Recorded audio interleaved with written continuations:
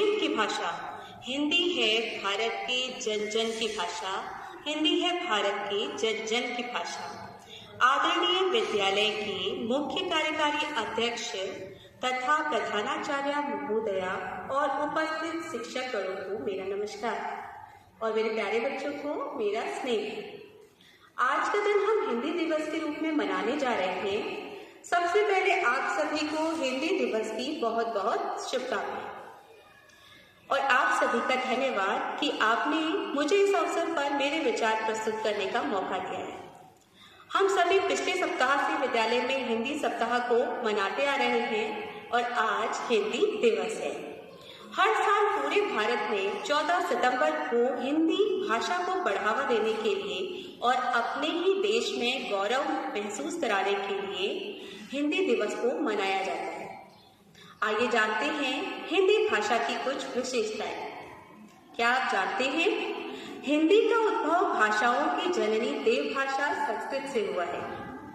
आज भी इसका तकनीकी क्षेत्र यानी कि कंप्यूटर आधारित जो भी प्रौद्योगिकी के क्षेत्र है उन सभी में इसका सबसे पहले और सटीक जानकारी के लिए प्रयोग किया जाता है। हिंदी भाषा की विशेषता यह भी है कि इसने अन्य भाषाओं के सभी शब्दों को अपने में समेट के रखा है, जैसे उर्दू भाषा, फारसी भाषा, पंजाबी भाषा, तेलुगु, तमिल। हम पढ़ते हैं हमारी काव्य में अनेक प्रकार की भाषाएं आती हैं जिनका हमें मतलब कभी कभी नहीं भी पता होता। अंग्रेजी भाषा के विदेशी शब्द भी हमारी हिंदी भाषा ने ग्रहण किए हुए। अंग्रेजी में हम देखते हैं जहां वर्णों की संख्या 26 है यानी कि ABCD, वहीं हमारी हिंदी में इसकी दुगनी वर्णों की संख्या है यानी कि पूरे 52 यानी कि 52। अच्छा, एक और आपको मैं जानकारी बताना चाहूंगी कि जो शब्द है, शब्दकोश, हमारे हिंदी का शब्दकोश बहुत ज्यादा विशाल है। जैसे कि सूर्य, एक अकेला सूर्य शब्द के 50 से ज्यादा पर्यायवाची है, यानी कि आप सूर्य को 50 से भी अधिक नामों से जान सकते हो। तो क्या आप ये जानते थे? हिंदी के शब्दकोशों में जो संख्या है वो 2.5 यानी कि 2.5 लाख से भी ज्यादा है, यानी इतने सारे शब्द हैं हिंदी में। और आपको ये जान के भी आश्चर्य होगा कि इसमें कोई भी मूक शब्द यानी साइलेंट शब्द नहीं है। यहाँ तक कि इसकी बिंदी भी बोलती है। अगर आप शब्द में से बिंदी भी हटा लो तो वह भी बोलती है, आप उसे भी नहीं हटा सकते। हिंदी व्यावहारिक भाषा है और अंग्रेजी भाषा के साथ साथ ये क्या करती है, हर रिश्ते को एक अलग नाम देती है। जैसे आप जानते हो ना, हम कहते हैं कि अंकल कहते हैं तो अंकल में सब आ जाते हैं, चाचा चाची, मामा मामी, है ना। आंटी बोलते हैं तो आंटी में क्या होता है, सब आ जाते हैं, चाची, मामी और हमारी बुआ, मौसी, सबको आंटी बोल सकते हैं। लेकिन हिंदी में हम मौसी को मौसी ही बोलते हैं, मामा को मामा ही बोलते हैं, यानी कि हर रिश्ते के लिए एक शब्द चुना हुआ है। इसके अलावा आपको ये जानकर भी आश्चर्य होगा कि विश्व में इस समय 150 विश्वविद्यालयों में, विश्वविद्यालय जो कि विश्व में चल रहे हैं, उनमें हिंदी पढ़ाई और सिखाई जा रही है, यानी कि लोग हिंदी को सीख रहे हैं। गूगल में हम देखते हैं कि अंग्रेजी के साथ साथ हिंदी भाषा का भी एक हमें उपलब्ध कराया गया है एक साधन, जिसमें कि हम क्या करते हैं, हिंदी में भी हम किसी भी चीज को ढूंढ सकते हैं और हमें उसकी जानकारी हिंदी में भी मिल जाती है। ठीक है। और हम देखते हैं फेसबुक, ट्विटर, यूट्यूब, ये सब भी जो भी हमारे सामाजिक जो गतिविधियों की जगहें हैं, इन सभी में हिंदी यहाँ भी उतनी ही ज्यादा प्रसिद्ध है जितनी कि अंग्रेजी या अन्य भाषाएं। ठीक है। तो मैं उम्मीद करती हूँ कि आप जिस भाषा को रोज बोलते हैं, सुबह से लेकर रात तक आप जिस भाषा का प्रयोग करते हैं, आप उस भाषा को महत्व दें और उस भाषा की इज्जत करें, उसका सम्मान करें, उसका आदर करें। तो सबसे पहले हमारे कुछ बच्चों ने प्रोग्राम, कुछ कार्यक्रम तैयार किए हुए हैं, जिसमें से सबसे पहली प्रतियोगिता है कक्षा 6 के बच्चों की। कक्षा 6 के बच्चों के लिए कविता वाचन प्रतियोगिता है। तो मैं बुलाना चाहूंगी कक्षा 6 के बच्चों को, तालियों के साथ स्वागत कीजिए। दीपांशी, पवन, विकास, सभी बच्चों का।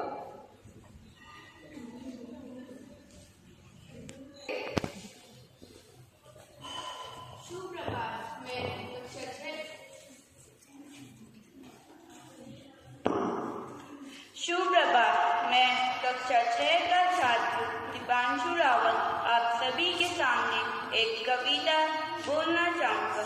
मेरी कविता का नाम है वह चिड़िया जो चोंच मार कर दूध भरे चुंडी के दाने रुचि से रस्से खा लेती है। वह छोटी संतोषी चिड़िया नीले पंखों वाली मैं हूँ, मुझे अन्न से बहुत प्यार है। वह चिड़िया जो कंठ खोल कर बूढ़े वन बाबा के खातिर रस उड़े चौरा लेती है। वो छोटी मुंह बोली चिड़िया नीले पंखों वाली मैं हूँ, मुझे बिजन से बहुत प्यार है। वह चिड़िया जो चोंच मार कर चढ़ी नदी का दिल टटोल कर जल का मोती ले जाती है।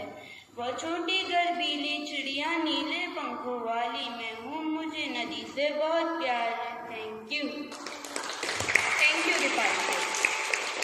अब आ रहे हैं पवन।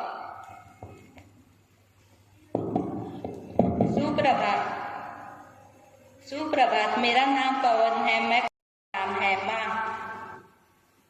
रूठूंगा मैं तुमसे एक दिन इस बात पे, जब रूठा था मैं तो मनाया क्यों नहीं, जब रूठा था मैं तो मनाया क्यों नहीं। कहते थे तुम तो करते हो मुझसे प्यार, कहते थे तुम तो करते हो मुझसे प्यार, जो दिखाया मैंने नखरा तो उठाया क्यों नहीं। मुंह फेर कर जब मैं खड़ा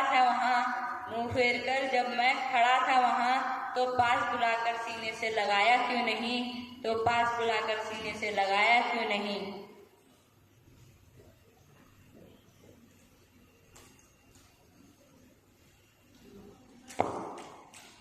थैंक यू थैंक यू। अब मैं बुलाना चाहूंगी विकास को। सुप्रभात, मेरा नाम विकास है, मैं कक्षा 6 का छात्र आप सभी के सामने हिंदी की कविता प्रस्तुत करना चाहता हूँ।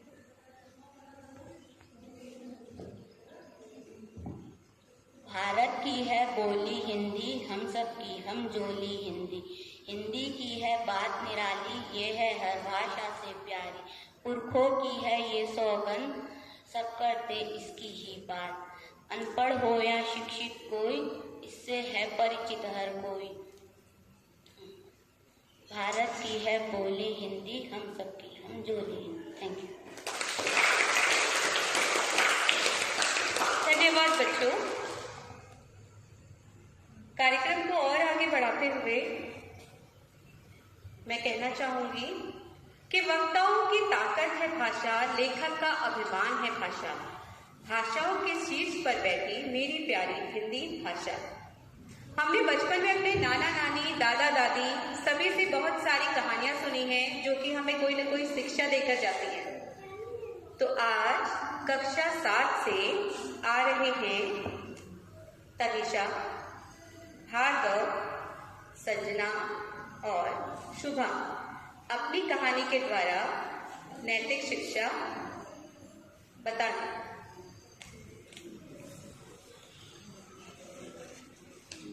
सबसे पहले आ रही है तनिषा।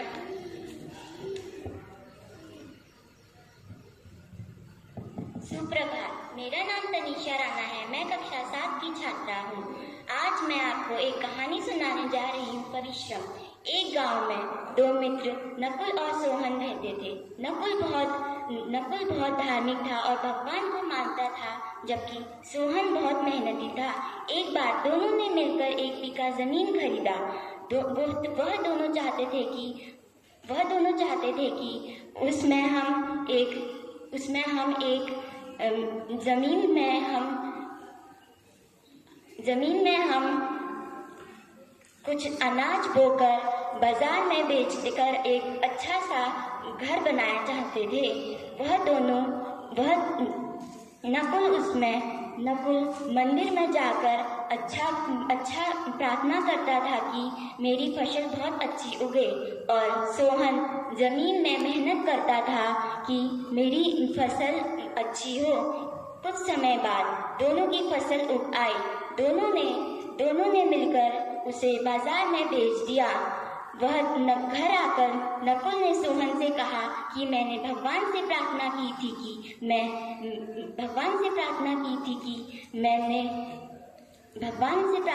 थी कि मुझे अच्छा धन मिले, इसलिए इस धन का ज़्यादा हिस्सा मुझे मिलना चाहिए। सोहन ने नकुल से कहा, नहीं, इस धन का ज़्यादा हिस्सा मुझे मिलना चाहिए। फिर वह दोनों उस बात को सुलझा ना पाए, इसलिए वह गांव के मुखिया के पास गए। गांव के मुखिया ने दोनों की बात सुनकर दोनों को एक बोरा चावल का दिया और कहा, कल सुबह तक तुम दोनों को इसमें से कंकड़ अलग करके लाने होंगे। दोनों के दोनों घर चले गए और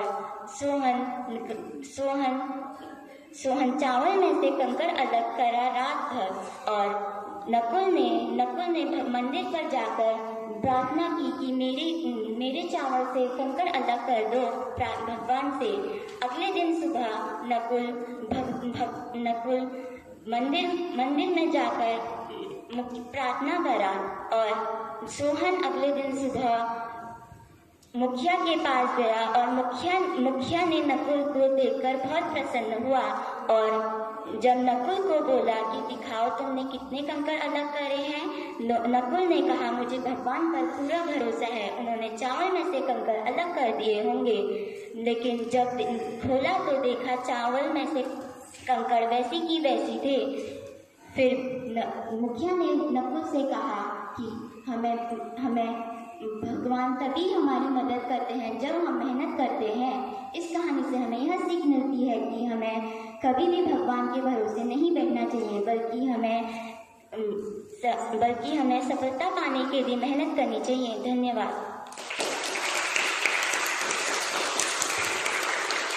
हमें बताया है कि किस तरह हिंदी के सपने हिंदी में ही लिखे जा सकते हैं। आगे इसी प्रयास को और जारी रखते हुए मैं आपको बताना चाहूंगी स्वामी विवेकानंद जी का एक रोचक प्रसंग। स्वामी विवेकानंद जी एक बार शिकागो सम्मेलन में गए हुए थे। तो जब वे सम्मेलन में पहुंचे तो वहां के लोगों ने उन्हें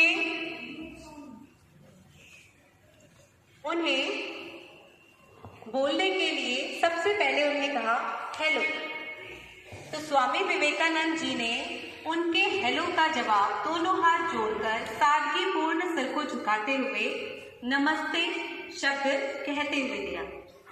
इसके बाद उन लोगों को लगा कि शायद स्वामी विवेकानंद जी को अंग्रेजी नहीं आती है, तो उन्होंने उनसे अगला सवाल पूछा, आप कैसे हैं? विवेकानंद जी का जवाब था, I am fine, thank you. लोगों को बड़ा आश्चर्य हुआ। उन्होंने सोचा कि जब मैंने इंग्लिश में बोला तो विवेकानंद जी ने हिंदी में जवाब दिया, हमने हिंदी में पूछा तो इन्होंने अंग्रेजी में जवाब दिया, ऐसा क्यों? आपने भी यही सोचा होगा। ऐसे सवाल का जवाब उन्होंने बड़े ही मनमोहक मुस्कान के साथ दिया। उन्होंने कहा कि मेरी भाषा मेरी माँ है। जब आपने मुझे अंग्रेजी में हेलो कहा तो आप अपनी माँ का सम्मान कर रहे थे, और मैं नमस्ते कहकर अपनी भाषा का। फिर दूसरी बार में जब आपने मेरी माँ यानी कि हिंदी का सम्मान करते हुए मुझे पूछा कि आप कैसे हैं, तो हमने भी आपकी भाषा को सम्मान देते हुए, आपकी माँ का सम्मान करते हुए I am fine, thank you कहा।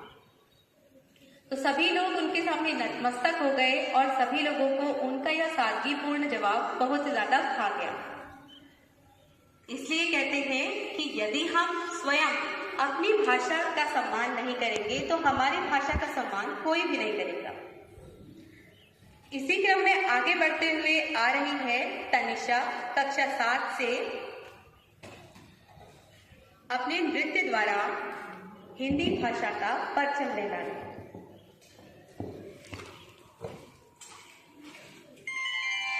Yeah.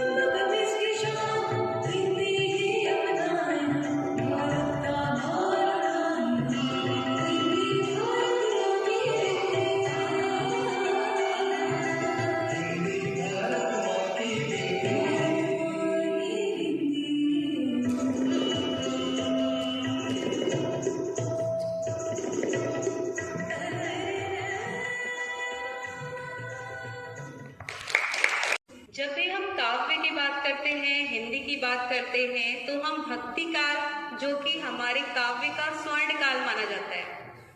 तो हम भक्ति काल के कवियों को उसमें गिनना कभी नहीं भूलते। भक्ति काल के कवियों में सबसे पहले हमारे शीर्ष पर आते हैं कबीरदास।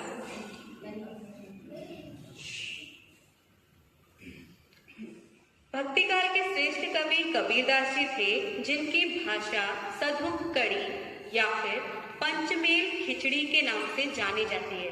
सधुक कड़ी उनकी भाषा इसलिए कही जाती है क्योंकि वे एक तरह के साधु थे, संत थे।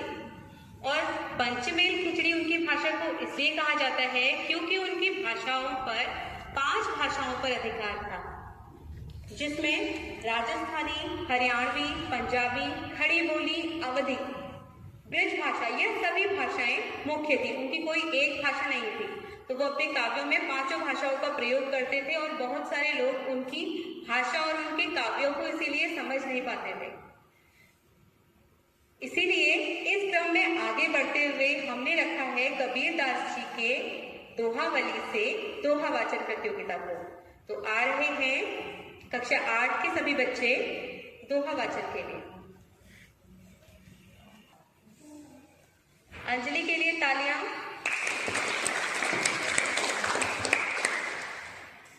सुप्रभात, मेरा नाम अंजलि है। मैं कक्षा 8 की छात्रा हूँ और आज मैं आपके समक्ष कबीरदास जी के दोहे बोलने वाली हूँ।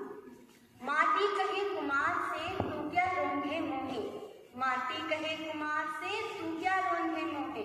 एक दिन ऐसा आएगा मैं रोधूंगी तोहे, एक दिन ऐसा आएगा मैं रोधूंगी तोहे।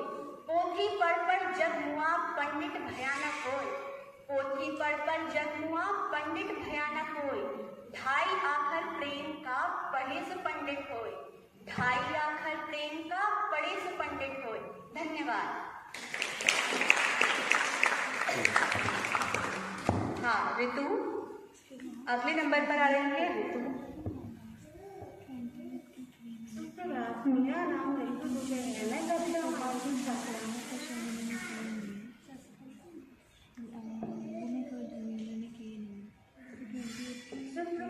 मेरा नाम ऋतु दुबे है। मैं कक्षा 8 की छात्रा। आज आपके समक्ष कबीरदास के दोहे सुनाना चाहती हूँ। ऐसी वाणी बोलिए मन का आपा खोए, ऐसी वाणी बोलिए मन का आपा खोए। पूरण को शीतल करे कबीरा शीतल होए, पूरण को शीतल करे कबीरा शीतल होए। धन्यवाद।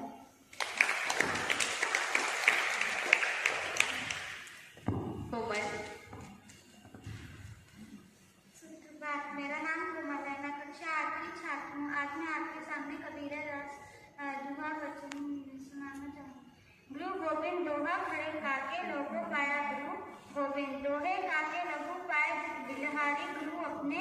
गोविंद दियो बताए कबीरा, गोविंद दियो बताए। बड़ा हुआ तो क्या हुआ, जैसा पेड़ खजूर बड़ा हुआ तो क्या हुआ, जैसे पेड़ खजूर पंथी को छाया नहीं। फल लगे अति दूर कबीरा, फल लगे अति दूर। धन्यवाद।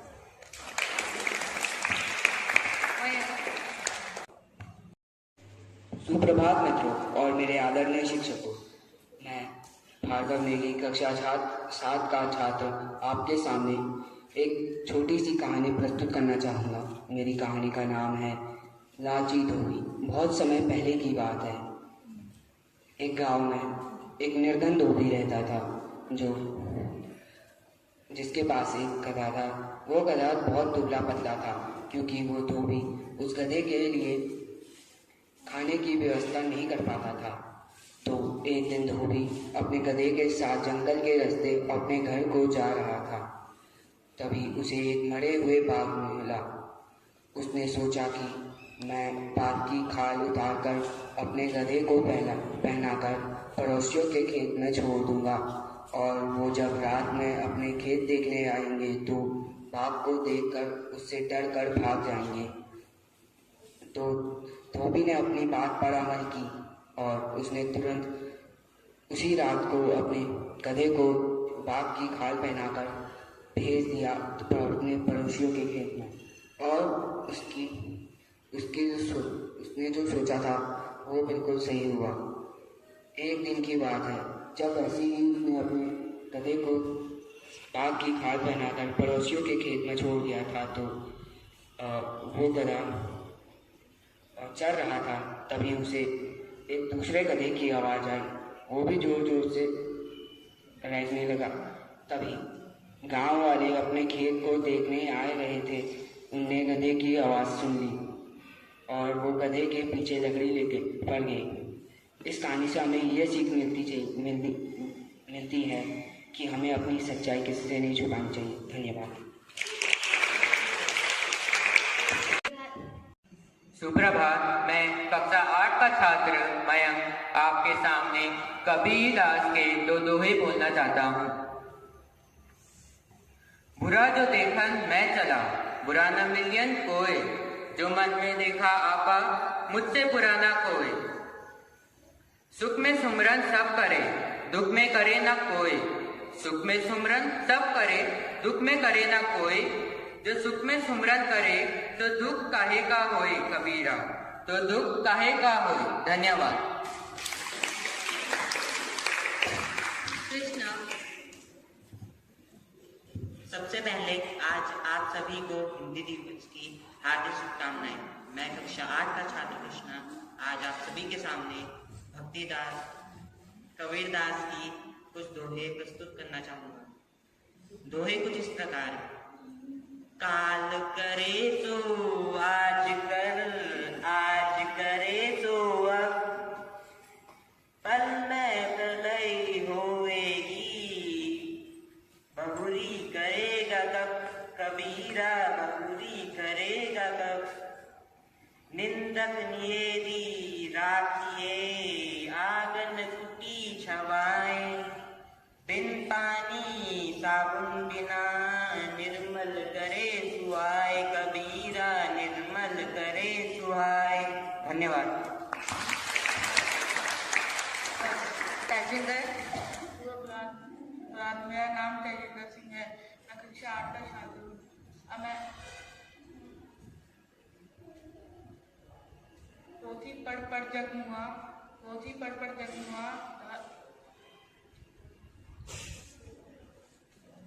पोथी पढ़ जगमुआ, पंडित भाया कोई, पोथी पढ़ जगमुआ, पंडित भाया कोई। 2.5 अक्षर प्रेम का, 2.5 अक्षर प्रेम का, पंडित पढ़ा जो होए, साहिब ना दीजिए, साहिब ना दीजिए। मैं भी कुटुंब समेत ना भूखा हूँ ना साधु दे। तेजिंदर के इस सफलतम प्रयास के लिए एक बार और तालियां। धन्यवाद बच्चों। जो पहाड़ होते हैं, जिनमें परियां होती है, कभी कभी नाना नानी आते हैं। तो तुम्हें बताओ, इसमें कौन बात करती है? हम सबको तो अंग्रेजी में सीख रहे हैं, तो हमारे सपनों को तो अपनी जुबान में रहने दो।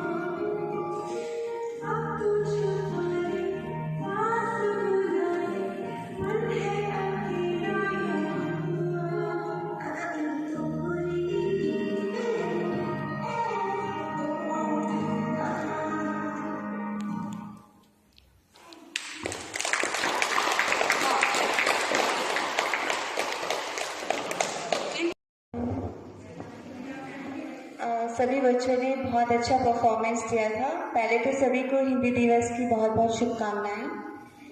जो आप लोगों ने आज की जो प्रतियोगिता रखी थी कक्षा 6, 7 और 8 की, आप सभी ने अपने अपने कौशल यहाँ पे प्रस्तुत किए और बहुत ही अच्छा परफॉर्मेंस दिया। अपने ये जो भी कॉम्पिटिशन्स होता है या प्रतियोगिताएं होती हैं, इसका ये मतलब नहीं है कि आपको जज किया जाता है, बल्कि इसका ये मतलब होता है कि आपके अंदर के जो दबे हुए कौशल है उसको बाहर निकाला जाता है, जिसे देख के सच में बहुत गर्व महसूस हो रहा है आज। इसलिए फिर से सभी को जो भी यहाँ पे प्रस्तुत है, सभी को एक बार फिर से हिंदी की शुभकामनाएं।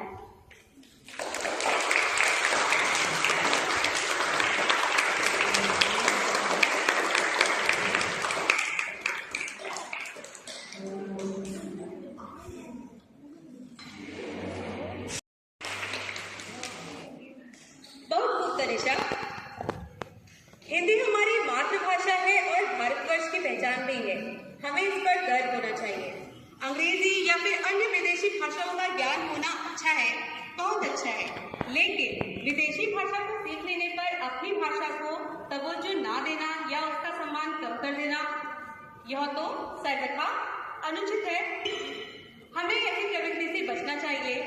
मैं अपने व्यक्तिगत तौर पे बहुत सारे ऐसे लोगों को जानती हूँ जिनकी अंग्रेजी भाषा इतनी अच्छी है जितनी कि एक अंग्रेजी देश में होने वाले लोगों की होती है, लेकिन फिर भी मैंने उनके संप्रेषण यानी कि बातचीत का जो कौशल है वह हिंदी भाषा को देखा है, क्योंकि वे एक हिंदी देश में रहते हैं। वे सामान्य तौर से हिंदी का ही प्रयोग करते हैं और उन्हें इस पर गर्व भी है। और जो अंग्रेजी नहीं जानते उन्हें इस बात को लेकर के कभी भी शर्मिंदा नहीं होना चाहिए। अंत में मैं आपसे यही कहूंगी कि एकता की जान है, एकता की जान है, हिंदी देश की शान है, हिंदी देश की शान है। धन्यवाद।